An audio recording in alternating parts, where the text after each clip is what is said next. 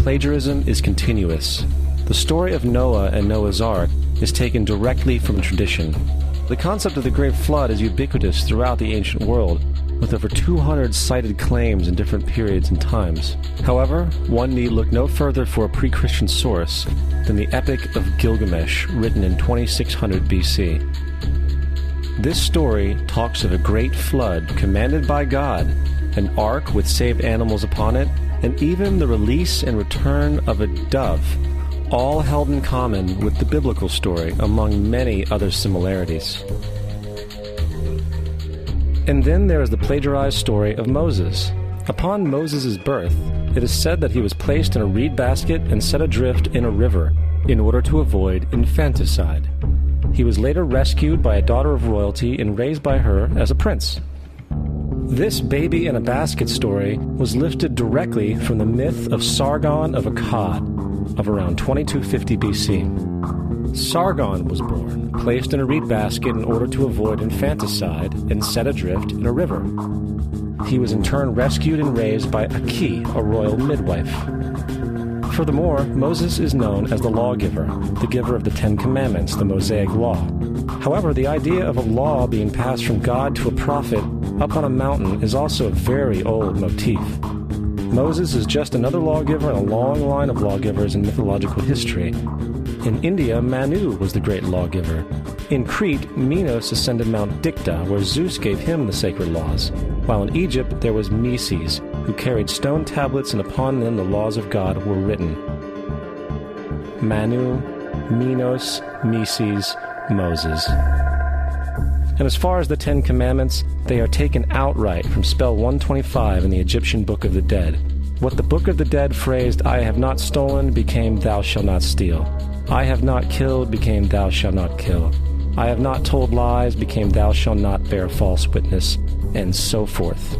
In fact, the Egyptian religion is likely the primary foundational basis for the Judeo-Christian theology. Baptism, afterlife, final judgment, virgin birth, death and resurrection, crucifixion, the Ark of the Covenant, circumcision, saviors, Holy Communion, Great Flood, Easter, Christmas, Passover, and many, many more are all attributes of Egyptian ideas long predating Christianity and Judaism. Justin Martyr, one of the first Christian historians and defenders, wrote, "When we say that he, Jesus Christ, our teacher, was produced without sexual union, was crucified and died and rose again and ascended into heaven, we propound nothing different from what you believe regarding those who you esteem sons of Jupiter." In a different writing, Justin Martyr said, "He was born of a virgin, accept this in common with what you believe of Perseus." It's obvious that Justin and other early Christians knew how similar Christianity was to the pagan religions. However, Justin had a solution. As far as he was concerned, the devil did it. The devil had the foresight to come before Christ and create his characteristics in the pagan world. Fundamentalist Christianity, fascinating. These people actually believe the world is 12,000 years old. Swear to God. I actually asked one of these guys, okay, dinosaur fossils. He says, dinosaur fossils? God put those here to test our faith.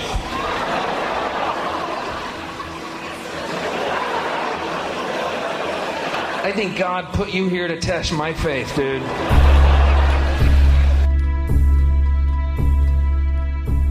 The Bible is nothing more than an astrotheological literary hybrid, just like nearly all religious myths before it.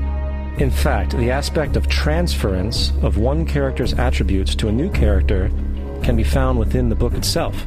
In the Old Testament, there is the story of Joseph. Joseph was a prototype for Jesus. Joseph was born of a miracle birth. Jesus was born of a miracle birth. Joseph was of 12 brothers. Jesus had 12 disciples.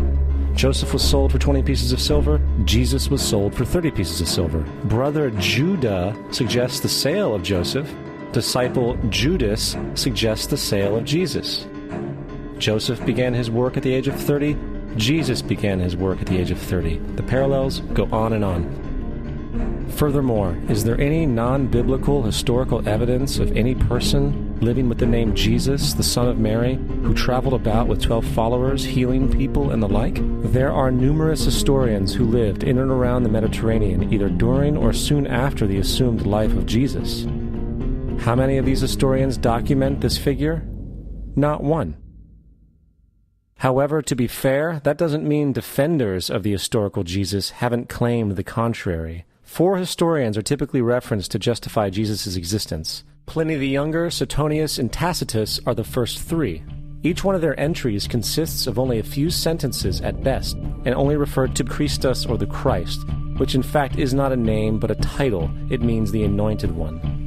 The 4th source is Josephus, and this source has been proven to be a forgery for hundreds of years. Sadly, it is still cited as truth. You would think that a guy who rose from the dead and ascended into heaven for all eyes to see and performed the wealth of miracles acclaimed to him would have made it into the historical record. It didn't, because once the evidence is weighed, there are very high odds that the figure known as Jesus did not even exist.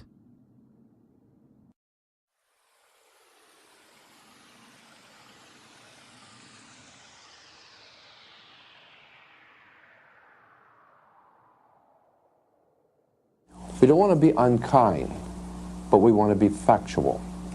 We don't want to cause hurt feelings, but we want to be academically correct in what we understand and know to be true. Christianity just is not based on truth. We find that Christianity was in fact nothing more than a Roman story, developed politically.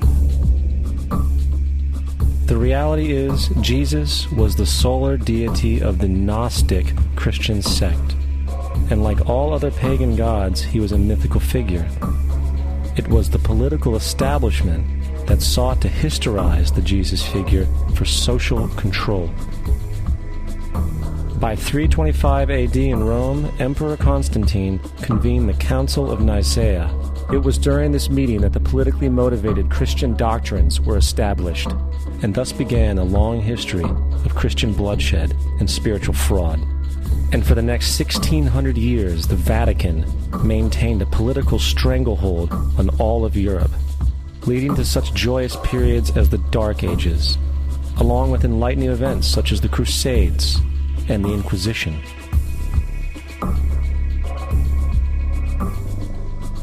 Christianity, along with all other theistic belief systems, is the fraud of the age. It serves to detach the species from the natural world, and likewise each other. It supports blind submission to authority. It reduces human responsibility to the effect that God controls everything, and in turn awful crimes can be justified in the name of a divine pursuit. And most importantly, it empowers those who know the truth but use the myth to manipulate and control societies. The religious myth is the most powerful device ever created and serves as the psychological soil upon which other myths can flourish.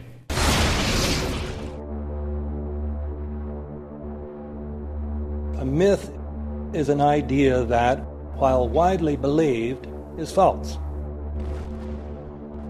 In a deeper sense, in the religious sense, a myth serves as an orienting and mobilizing story for a people. The focus is not on the story's relation to reality, but on its function. A story cannot function unless it is believed to be true in the community or the nation. It is not a matter of debate. If some people have the bad taste to raise the question of the truth of the sacred story, the keepers of the faith do not enter into debate with them. They ignore them or denounce them as blasphemers. It is